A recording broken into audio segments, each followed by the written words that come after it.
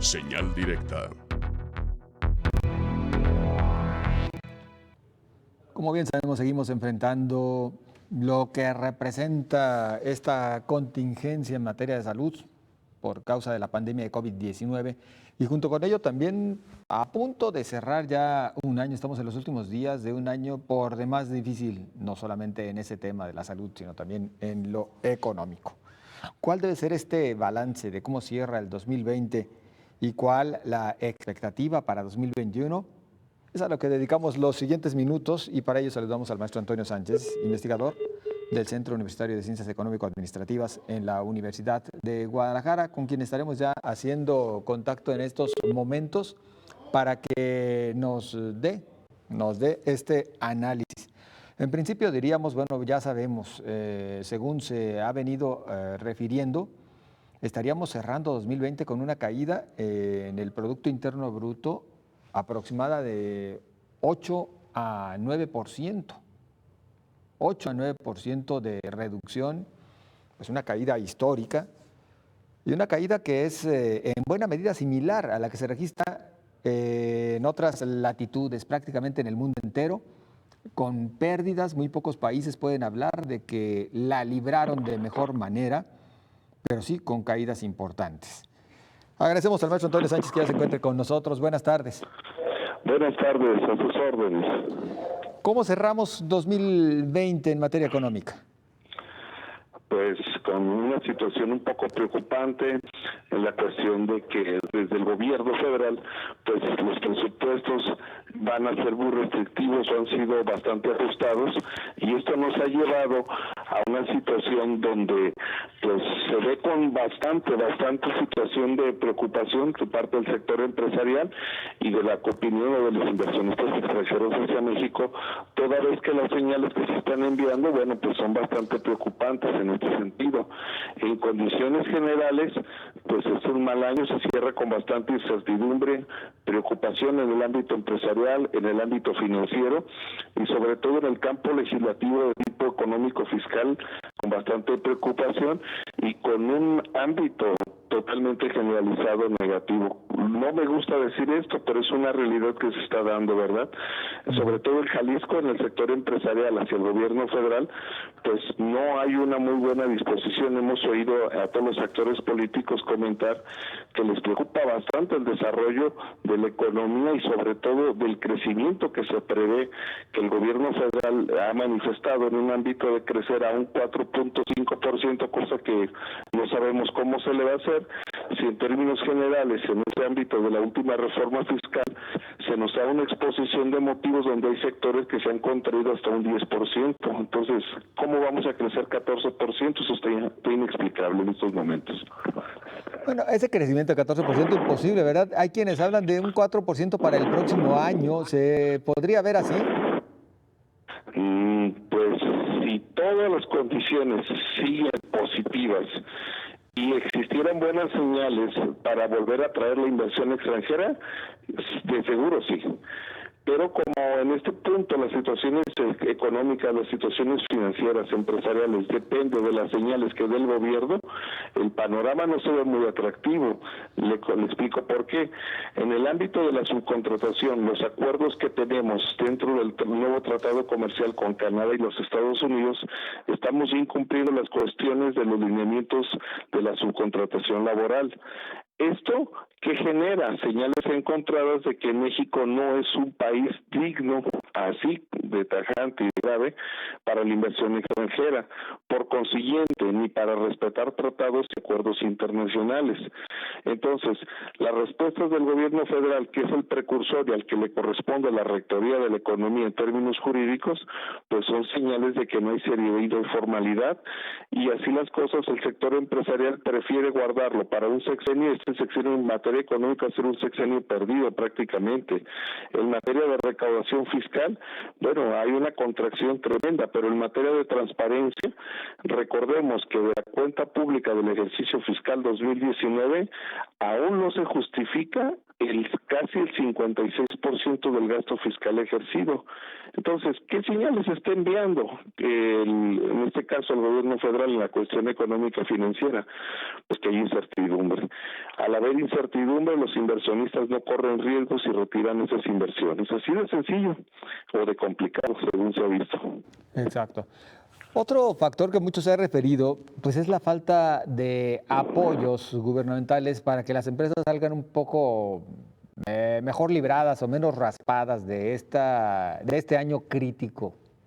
¿Qué tanto aún se podría rescatar de la empresa si se ve un incentivo, un aliciente por parte de las autoridades, si es que hubiera margen de maniobra ya desde los presupuestos federales?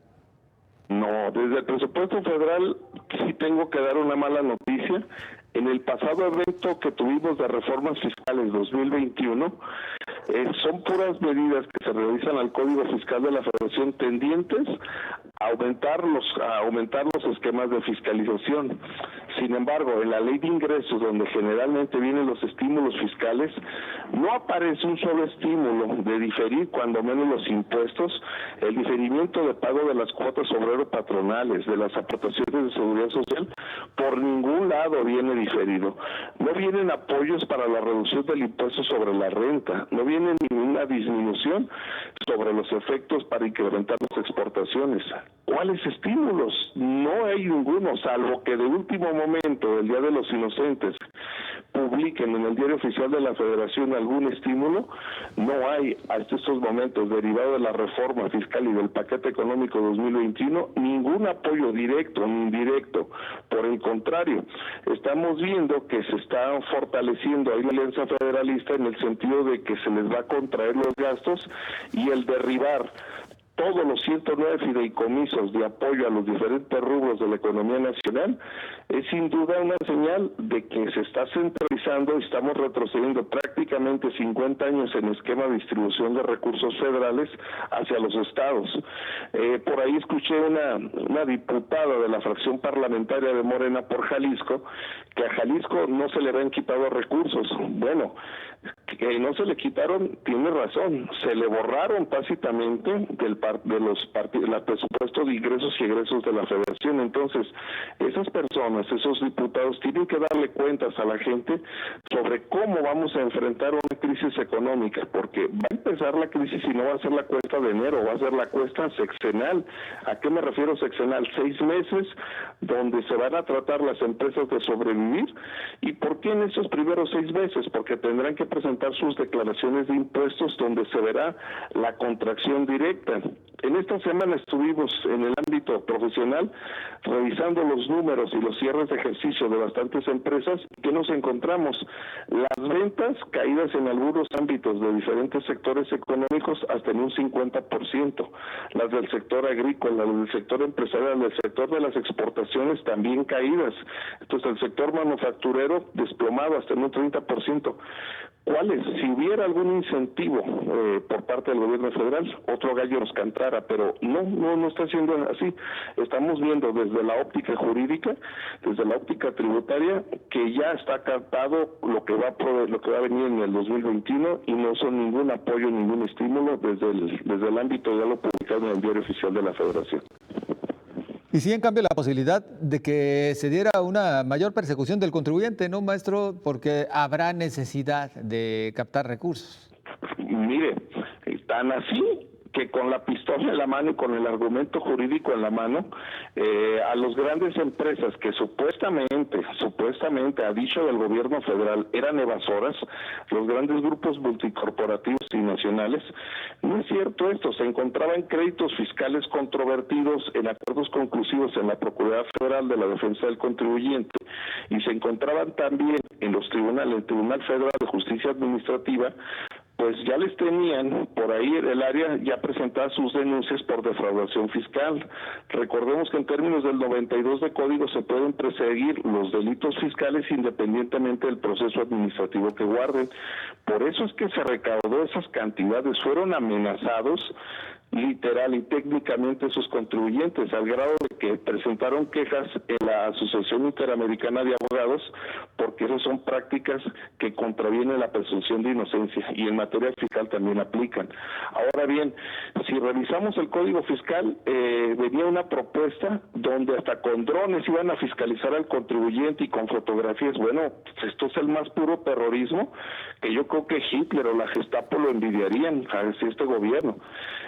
Estamos muy preocupados porque en el ámbito de las libertades fiscales, estas modificaciones a código, sobre todo los artículos 141, 145, para los efectos de embargos, de garantías en juicios, prácticamente quieren quitarle al contribuyente el derecho de garantizar en vía administrativa y quieren recaudar a cualquier manera. Y si voy en otro sentido, las declaraciones y los saldos a favor de impuestos del año fiscal 2019 aún no se lo regresan a bastantes contribuyentes. Entonces, dígame, ¿cuál es la expectativa que tiene el gobierno? Desde la óptica de nosotros que nos dedicamos a la materia fiscal, a la materia económica, financiera, pues vemos con bastante preocupación que vamos a vivir en el siguiente ejercicio 2021 un ejercicio lleno de contracciones, de persecución y de alta recaudación por la vía contenciosa.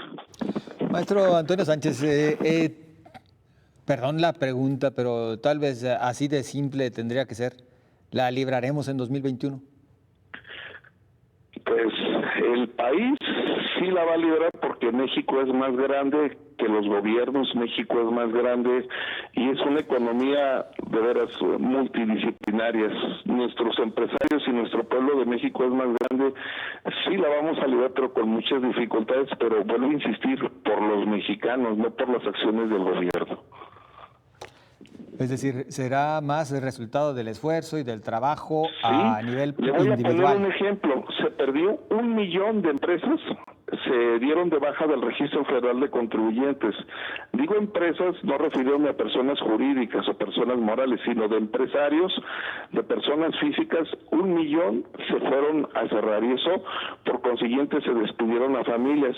¿Qué se incrementó? La economía informal. Hoy estamos viendo que pasa de un 56% la informalidad a casi un 62%. Es decir, va a sobrevivir, pero recordemos que la economía informal evade esas obligaciones fiscales. Por lo tanto, ¿cómo le va a hacer frente el gobierno? Con más informalidad y menos recaudación, pues recurriendo a endeudamiento, a centralización del gasto.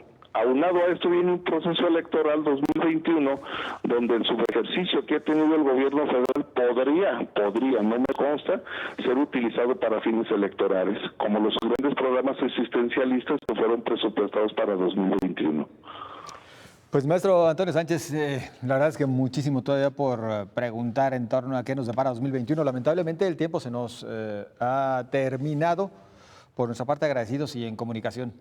No, al contrario, les agradezco que nos permitan externar nuestras opiniones en esta materia. Muchísimas gracias a ustedes. Muy amable. Es el maestro Antonio Sánchez, investigador del Centro Universitario de Ciencias Económico-Administrativas de la Universidad de Guadalajara. Regresamos en un par de minutos.